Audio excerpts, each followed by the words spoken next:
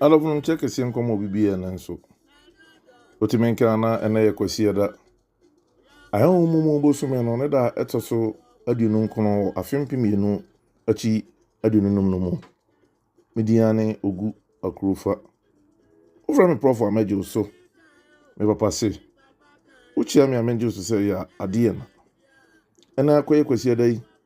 Na me de kasakoa ne fa etwato no na ebrel.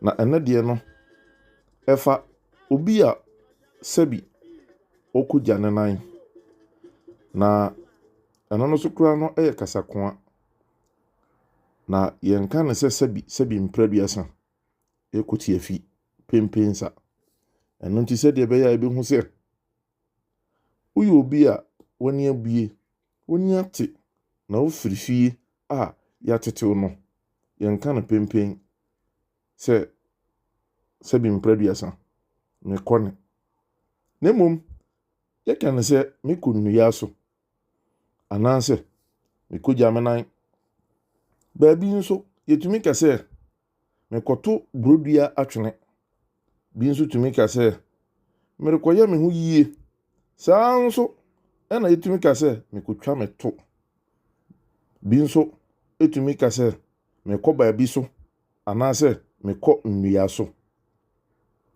bi nso mpo etumi kase merikoyi mrekuo ma saa nso ena bi nso etumi kase mekodane me ho na ba bi nso kura no na bi nso ekase merekohwetiwa akom